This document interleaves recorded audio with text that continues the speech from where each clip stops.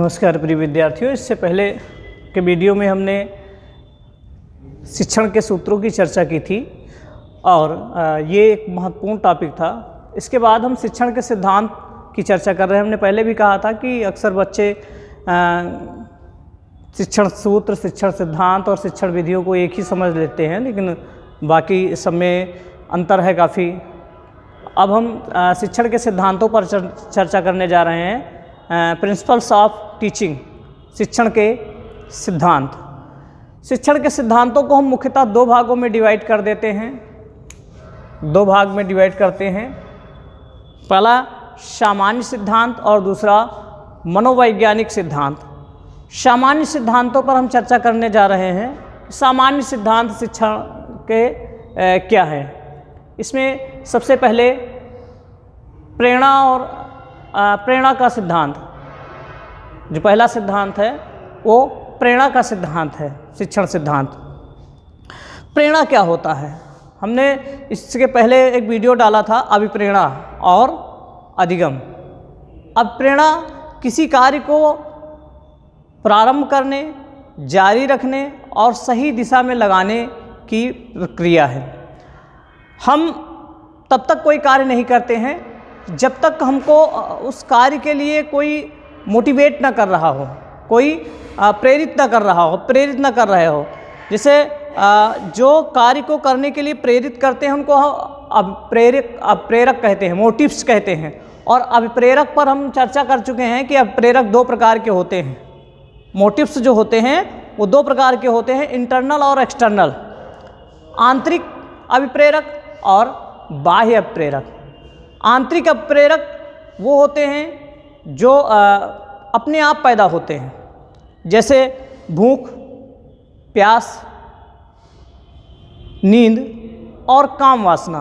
ये आंतरिक अभिप्रेरक हैं जो जब शरीर को इनकी आवश्यकता महसूस होती है तो ये अपने आप प्रकट हो जाते हैं।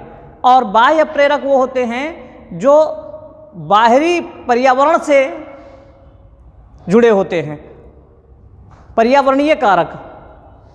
आंतरिक अभिप्रेरक जो होते हैं वो शारीरिक कारक होते हैं, शारीरिक अभिप्रेरक जिनको बायोलॉजिकल मोटिव्स कहते हैं। और जो बाह्य प्रेरक होते हैं उनको इन्वायरमेंटल मोटिव्स कहते हैं, पर्यावरणीय अप्रेरक। जैसे आत्मसम्मान, कुछ पाने की इच्छा, कुछ बनने की इच्छा, कुछ करने की इच्छा, किसी के जैसा कुछ बनने की इच्छा, ये सब बाह्य प्रेरक हैं। तो हम सबसे पहले हमको बच्चों को सिखाने के लिए एक टीचर को चाहिए कि मोटिवेट करे, अपने बच्चे को उस कार्य को करने के लिए प्रेरित करे। जब तक वो अब प्रेरित नहीं होगा तब तक कार्य को सही ढंग से संपादित नहीं करेगा। ठीक, जैसे हमको भूख जब अब प्रेरित करती है तभी हम किचन में खाना ढूंढने जाते हैं, तभी हम खाना बनाने की व्यवस्था करते हैं, अन्यथा हम खाना नहीं बनाते हैं। तो प्रेरणा एक महत्वपूर्ण कारण है जो हमको आगे बढ़ने के लिए प्रेरित करती है, ड्राइव करती है। इसलिए सबसे पहला सिद्धांत जो है शिक्षण का वो प्रेरणा का सिद्धांत है। ठीक, फिर दूसरा सिद्धांत है गतिविधि का सिद्धांत। गतिविधि का सिद्धांत जो है वो इस तरफ इशारा करता है कि जो भी बच्चे को कराया जाए, सिखाया जाए, वो गतिविधियों के माध्यम से, यानी कि अब सरल शब्दों में कहना चाहें तो करके सिखाया जाए, स्वयं से के अनुभव द्वारा सिखाया जाए, स्वयं से करके सिखाया जाए। क्योंकि करके सिखाया हुआ ज्ञान जो होता है वो ज़्यादा स्थायी होता है, ज़्यादा समय तक बच्चे के पास रहता है और ज़्यादा व्यवस्थित ढंग से वो सीख जाते हैं। तो ये गतिविधियों के माध्यम से कोई भी चीज़ आपको सिखाना हो बच्चे को, तो उनको कार्य करने के लिए कार्य करके सिखाया जाए, गतिविधियों के द्वारा उनको सिखाया जाए। फिर तीसरा सिद्धांत इन्होंने बताया शिक्षण का सिद्धांत जो है वो है रुचि का सिद्धांत। रुचि, जिसको अंग्रेजी में इंटरेस्ट कहते हैं, रुचि भी एक महत्वपूर्ण फैक्टर है सीखने के लिए। जब हम किसी कार्य को करने के लिए हमारे अंदर रुचि होती है तो वो कार्य करते हैं तो उस कार्य को करने से हमको आनंद मिलता है। और वो कार्य कम समय में ज़्यादा बेहतर ढंग से हम करना सीख जाते हैं। लेकिन अगर किसी वस्तु, व्यक्ति या क्रिया के प्रति हमारे मन में रुचि नहीं है, अरुचि की भावना है, तो हम भले ही कार्य करते हैं लेकिन वो कार्य में समय भी ज़्यादा लगता है और कार्य बेहतर ढंग से संपादित भी नहीं होता है। इसलिए बच्चों को कोई भी चीज़ सिखाई जाए, कराई जाए, बताई जाए तो प्रेरणा के साथ साथ उनके अंदर उसकी रुचि भी पैदा हो, उसमें वो इंटरेस्ट लें, और इंटरेस्ट जब लेंगे, रुचि लेकर कोई कार्य करेंगे तो वो अच्छा का होगा और कम समय में होगा, बेहतर होगा। फिर चौथा सिद्धांत है चयन का सिद्धांत। चयन का सिद्धांत ये बताता है कि बच्चों के सामने उनकी योग्यताओं का, उनकी क्षमताओं का, क्योंकि भाई हर बच्चा अपने आप में विशिष्ट है, मनोविज्ञान यही बताता है कि हर बच्चा अपने आप में विशिष्ट है, उसमें कुछ ऐसी क्षमताएं, शक्तियां हैं जो उसकी पहचान हैं। तो बच्चों को उनकी योग्यता, आवश्यकता, उनकी क्षमता और उनकी रुचि के अनुसार विषयों के चयन का अवसर मिलना चाहिए। उसी के आधार पर वो अपने जीवन के लिए विषयों का चयन करें और उसी के आधार पर आगे बढ़ें। ये चयन का सिद्धांत यही है कि उसको अपनी योग्यता, क्षमता और आवश्यकता के अनुसार चयन का अवसर मिलना चाहिए। फिर है जीवन, पांचवा सिद्धांत है जीवन के साथ जोड़ने का सिद्धांत। बच्चों को जो भी सिखाया जाए, पाठचर्या में जो भी विषय और क्रियाएं रखी जाएं, वो जीवन से संबंधित होनी चाहिए। ऐसे विषय और क्रियाएं पाठचर्या में ना हो जिनका वास्तविक जीवन के साथ कोई लेना देना ना हो। जब जीवन से संबंधित विषय और क्रियाएं होती हैं तो बच्चे उसमें ज़्यादा रुचि लेते हैं और वो उनके भविष्य के लिए लाभदायक भी होता है। अतः शिक्षकों को और शिक्षा से जुड़े हुए लोगों को बच्चों को कोई भी चीज़ सिखाने के बारे में देना है या सिखाना है तो इस बात को निश्चित कर लेना चाहिए कि जो भी विषय और पाठचर्या, पाठ सामग्री रखी जाए वो उसके वास्तविक जीवन से जुड़ी हुई होनी चाहिए। फिर छठवां सिद्धांत है जो वैयक्तिक भिन्नता का सिद्धांत। हम अगर बात करें तो इस पृथ्वी पर, इस संसार की संपूर्ण आबादी, जो मानव आबादी की बात करें तो लगभग 7 अरब से ज़्यादा ही है, एबव ही है, 7 अरब से अधिक है पॉपुलेशन वर्ल्ड की। और उस 7 अरब में कोई भी 2 व्यक्ति एक जैसे नहीं हैं। ये मनोविज्ञान मानता है, ये साइंस मानता है कि कोई भी 2 व्यक्ति एक जैसे नहीं है। यहाँ तक कि सगे माता पिता की जुड़वा संतानें चेहरे से एक भले हो सकती हैं लेकिन मानसिक रूप से, संवेगात्मक रूप से, सामाजिक रूप से, नैतिक चारित्रिक रूप से और भाषागत रूप से वो उसमें भिन्नता है। तो वैयक्तिक भिन्नता का सिद्धांत ये बताता है कि बच्चों को जो भी सिखाया जाए, कराया जाए, ये उनके आवश्यकताओं को, उनकी क्षमताओं को, उनकी रुचियों को और उनकी विभिन्नताओं को ध्यान में रखकर, मनोविज्ञान यही बताता है भाई सारे बच्चों को आप एक जैसा सिखाओगे, कोई उसमें प्रतिभाशाली बालक बैठा है, कोई सामान्य बुद्धि का बैठा है, कोई मंद बुद्धि का बैठा है और कोई पिछड़ा बालक बैठा है, तो सबको एक जैसी शिक्षा दोगे तो सबके लिए वो शिक्षा लाभकारी नहीं हो सकती है। इसलिए बालकों को उनकी वैयक्तिक भिन्नता को ध्यान में रखते हुए उनके शिक्षा का प्रावधान किया जाना चाहिए। यही है इंडिविजुअल डिफरेंसेस, जिसको कहते हैं वैयक्तिक भिन्नता का सिद्धांत। वो इसी तरफ इशारा करता है कि बालकों की शिक्षा की व्यवस्था उनकी वैयक्तिक भिन्नताओं को ध्यान में रखते हुए की जानी चाहिए।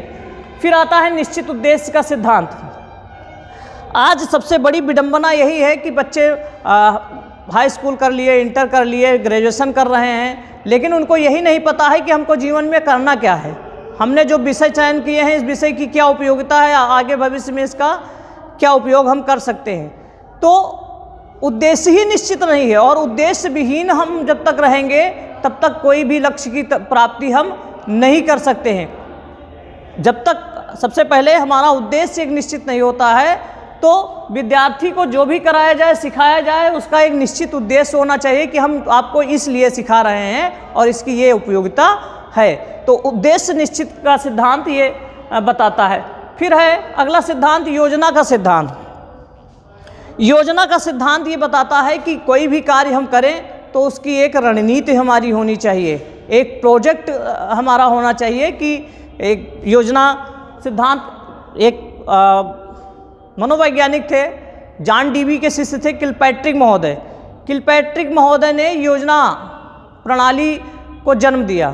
प्रोजेक्ट मेथड जो है उसके प्रतिपादक किलपैट्रिक महोदय हैं, ये जॉन डीबी महोदय के शिष्य थे। तो जब कोई भी कार्य कराया जाए तो एक योजना बना के, एक रणनीति बनाकर बच्चों को करना सिखाया जाए। जब योजना बनाकर हम कोई कार्य करते हैं तो कार्य वो कम समय में आसानी से हो जाता है, इसलिए योजना का सिद्धांत होता है। फिर अगला सिद्धांत है विभाजन का सिद्धांत। विभाजन का सिद्धांत ये इस तरफ इशारा करता है कि हम अपनी योग्यता, क्षमता और आवश्यकता के अनुसार फर्क करना जानें। पाठचर्या में विभाजन करने की नीति हमको आनी चाहिए, नहीं कि सारी चीज़ें एक में मिक्स हो जाए। आवश्यकता पढ़ने पर उनमें अंतर करना सीखें, ये विभाजन का सिद्धांत है। फिर है संशोधन का सिद्धांत। संशोधन का सिद्धांत जो है वो इस तरफ इशारा करता है कि परिस्थितियों के अनुसार हमारी पाठचर्या इतनी लचीली होनी चाहिए कि परिस्थितियों के अनुसार हम उसमें नई चीज़ें ऐड करते रहें और जो आवश्यकता से बाहर हैं वो चीज़ें वहाँ से हटाते रहें। तो पाठचर्या में संशोधन भी समय समय पर होना चाहिए कि परिस्थितियों के अनुसार, आवश्यकता के अनुसार पाठचर्या में संशोधन करते रहें। ये संशोधन का सिद्धांत है। फिर है सृजन का सिद्धांत। सृजन का सिद्धांत ये बताता है कि बालकों के अंदर सृजन करने की क्षमता होती है। शैशवावस्था और बाल्यावस्था में स्पेशली बालकों के अंदर सृजन करने की क्षमता होती है। तो उनको सृजन का सिद्धांत इस तरफ की उनके अंदर क्रिएटिविटी, सृजनात्मक क्षमता उनके अंदर विकसित किया जाए, जिससे वो सृजन करके क्रिएट करें, कुछ नया, कुछ सृजन करें, ये क्षमता उसके अंदर आ जाए। लोकतांत्रिक व्यवहार का सिद्धांत। लोकतांत्रिक व्यवहार का सिद्धांत इस तरफ इशारा करता है कि बच्चों को समान रूप से उनकी रुचि, आवश्यकता, क्षमता और उपयोगिता के अनुसार समान रूप से कार्य करने का, सीखने का अवसर मिलना चाहिए, बिना किसी भेदभाव के। ये लोकतांत्रिक व्यवहार का सिद्धांत इस तरफ इशारा करता है। तो ये सामान्य सिद्धांत है शिक्षण के। फिर हम मनोवैज्ञानिक सिद्धांतों की चर्चा करते हैं। मनोवैज्ञानिक सिद्धांतों में प्रेरणा और रुचि का सिद्धांत, इसकी हम चर्चा कर ही चुके हैं। ये सामान्य में भी आता है, मनोवैज्ञानिक में भी आता है। मनोरंजन का सिद्धांत। मनोरंजन का सिद्धांत, जो बच्चे होते हैं वो कहीं ना कहीं मनोरंजन के माध्यम से सीखना उनको बेहतर ढंग से सिखाया जा सकता है। जैसे किंडरगार्टन मेथड में बच्चों को खेल खेल में सिखाने का प्रावधान किया गया है। खेल खेल के माध्यम से, क्योंकि खेल में बच्चों की स्वाभाविक रुचि होती है, खेल में उनको आनंद आता है। और खेल में उनको आनंद इसलिए आता है, इसके पीछे भी एक वैज्ञानिक रीजन है कि शैशवावस्था और बाल्यावस्था में बच्चों में शारीरिक ग्रोथ बहुत तेज़ी से होती है। ग्रोथ होने के कारण उनकी मांसपेशियों में खिंचाव आता है, और खिंचाव के समय जब वो खेलते हैं, कूदते हैं, इधर उधर दौड़ते हैं, तो उनके जो मांसपेशियाँ होती हैं उन मांसपेशियों का तनाव कम होता है। इसलिए देखोगे आप, शैशवावस्था का बच्चा कभी थकता नहीं है, बाल्यावस्था का थकता नहीं है बच्चा, क्योंकि वो इसी के माध्यम से अपनी एनर्जी वेस्ट कर रहा होता है, दौड़ धूप खेल कूद के माध्यम से, और इसीलिए वो उसमें रुचि लेता है। इसलिए ये कहा गया कि बच्चों को खेल खेल के माध्यम से सिखाया जाए, जिससे उसकी ज्ञानेंद्रियाँ और कर्मेंद्रियाँ, जब खेल के माध्यम से हम सिखाते हैं तो ज्ञानेंद्रियाँ और कर्मेंद्रियाँ सभी सक्रिय हो जाती हैं। और हमारे, चाहे वो किशोर हों, चाहे बाल्यावस्था वाले हों या शैशवावस्था हों, जितनी अधिक हमारी ज्ञानेंद्रियाँ सीखने में इन्वॉल्व होंगी, उतना ही अधिक सीखना स्थायी होगा। तो बच्चे को सक्रिय बनाएं। सक्रिय मतलब करके सिखाएं, ये नहीं कहानी कथा सुन रहे हैं बच्चे, जम्हाई ले रहे हैं, नींद ले रहे हैं, ऐसी विधि का प्रयोग नहीं होना चाहिए। उनको सक्रिय रखकर सिखाया जाए। फिर इसके साथ साथ पुनरावृत्ति एवं अभ्यास का सिद्धांत। पुनरावृत्ति आप जब मनोविज्ञान में ही पढ़ेंगे तो थार्नडाइक का सिद्धांत है, उद्दीपक अनुक्रिया सिद्धांत, जिसको प्रयास एवं त्रुटि सिद्धांत या प्रयत्न एवं भूल का सिद्धांत भी कहते हैं, संबंधवाद का भी कहते हैं, अनुबंध बॉन्ड थ्योरी उसको कहते हैं, बंध का सिद्धांत भी कहते हैं, एसआर थ्योरी भी कहते हैं। तो उस थ्योरी के आधार पर थार्नडाइक ने सीखने के कुछ नियमों का प्रतिपादन किया, 3 प्रमुख नियमों का और 5 गौण नियमों का प्रतिपादन किया था। उन नियमों में, प्रमुख नियमों में एक नियम था अभ्यास का नियम। अभ्यास के नियम में थार्नडाइक ने यह बताया कि अभ्यास 2 तरीके से होते हैं। अभ्यास के लिए हम अंग्रेजी में प्रैक्टिस और एक्सरसाइज 2 शब्दों का प्रयोग करते हैं।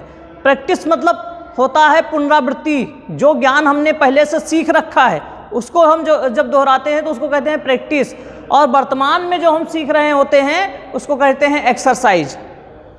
तो सीखने में दोनों चीज़ों की आवश्यकता है, क्योंकि अगर हम किसी ज्ञान को हमने पहले से सीख रखा है, उस पर हम अभ्यास नहीं कर रहे हैं, तो धीरे धीरे करके वो ज्ञान हमारे पास से स्वतः गायब हो जाता है। आज हम इस स्तर पर बैठे हैं, अधिकांश बच्चे जो हैं वो बीएड की तैयारी कर रहे हैं, डीएलएड की तैयारी कर रहे हैं, नेट की तैयारी कर रहे हैं, आईएएस पीसीएस की तैयारी करने जा रहे हैं, और पता लग रहा है कि एनसीईआरटी 6 से 12 तक की पढ़ रहे हैं। कक्षा 1 से और 10 तक की किताबें फिर से उठाकर पढ़ रहे हैं। क्यों पढ़ रहे हैं? क्योंकि अभ्यास किया नहीं। हम थोड़ा सा कॉमन सेंस लगाएं कि क्या हमारा जो कक्षा 10 में जब हम एग्ज़ाम देने जा रहे थे, बोर्ड एग्ज़ाम कक्षा 10 और 12 का, उस समय हमको हमारी जो तैयारी थी कक्षा 10 और 12 के बारे में, आज भी उतना तैयार है हमारा? क्या हमारे पास उतना बचा है? एक ही जवाब आएगा कि नहीं, अब तो उतना कुछ भी नहीं तैयार है। 50% भी बच्चों का नहीं तैयार है, वो लगभग भूल चुके। क्यों भूल गए भाई? क्या भविष्य में उसकी आवश्यकता नहीं लगेगी? अब हम कंपटीशन में बैठने जा रहे हैं तो सारा फिर हमको उतना ही मेहनत करनी पड़ रही है, उतनी पढ़ाई फिर हमको करनी पड़ रही है, क्योंकि हमने अभ्यास तो किया ही नहीं। और जब अभ्यास नहीं किया तो इसको, अभ्यास का नियम जो है उसको उपयोग और अनुपयोग का नियम भी कहते हैं, कि जो चीज़ें हम उपयोग नहीं करते हैं वो धीरे धीरे स्वतः हमारे पास से गायब हो जाती हैं। इसलिए अभ्यास का हमारे जीवन में बहुत ही महत्व है। फिर सृजनात्मकता एवं आत्मा अभिव्यक्ति।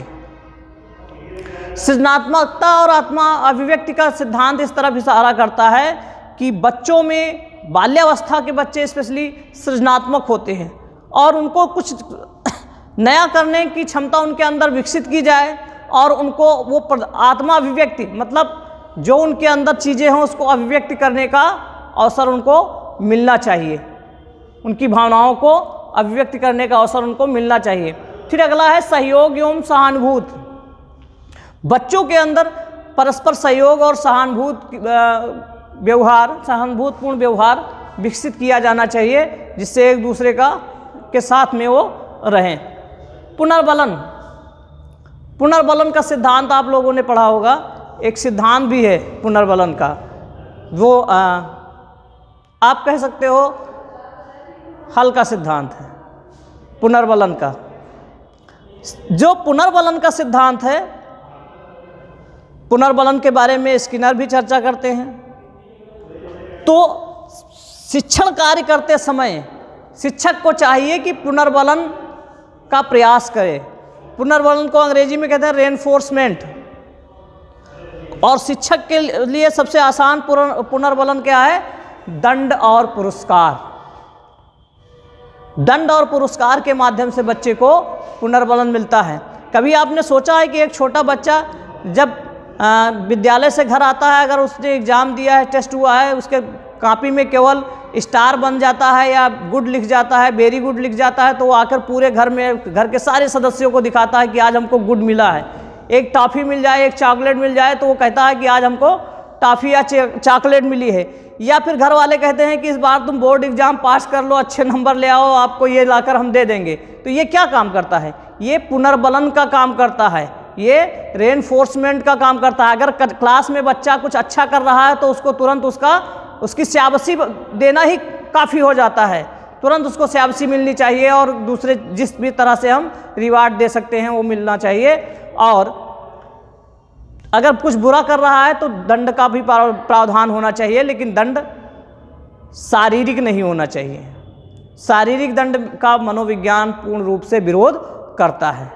ठीक, तो ये पुनर्बलन का सिद्धांत। फिर है उपचारात्मक शिक्षण का सिद्धांत। अंतिम मनोवैज्ञानिक सिद्धांत है उपचारात्मक शिक्षण का सिद्धांत।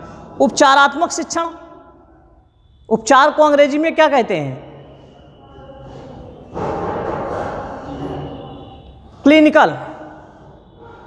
Clinical method. आपने शिक्षण विधि आप लोगों ने पढ़ी है। शिक्षण विधियों में बताया गया उपचारात्मक विधि, जो मनोविज्ञान की विधियां हैं। उपचारात्मक शिक्षण का मुख्य कार्य है कि शिक्षकों को चाहिए कि बच्चों की समस्याओं का पता लगाएं। किस कारण से बच्चे पिछड़ रहे हैं, किस कारण से बेहतर नहीं कर पा रहे हैं, उनकी समस्याओं का पता लगाना और फिर उन समस्याओं का समाधान करना, ये उपचारात्मक शिक्षण सिद्धांत है। तो उपचारात्मक शिक्षण सिद्धांत यही है कि सतत मूल्यांकन बच्चों का होते रहना चाहिए। सतत मूल्यांकन की आज चर्चा चल रही है। आज केवल साल के अंत में परीक्षा होने के बाद मूल्यांकन करने की चर्चा नहीं हो रही है। आज मूल्यांकन की जिस चर्चा हो रही है, सतत और व्यापक मूल्यांकन की चर्चा हो रही है। जो NCERT है या दूसरी पाठचर्या का निर्माण रूपरेखा जो बनाई गई है, उसमें सतत और व्यापक मूल्यांकन की बात की गई है। उसमें यही होता है कि पूरे सत्र बच्चे के व्यवहारों का निरीक्षण किया जाए, उनकी कमियों का पता लगाया जाए, उनकी समस्याओं का पता लगाया जाए और उसके बाद उन समस्याओं में का सुधार किया जाए, निदान किया जाए। इसी को उपचारात्मक शिक्षण सिद्धांत कहा जाता है। तो ये शिक्षण के सिद्धांत थे जो विभिन्न परीक्षाओं में आपके काम आने वाली चीज़ें हैं। अगले वीडियो में हम अगले विषय पर चर्चा करेंगे। धन्यवाद।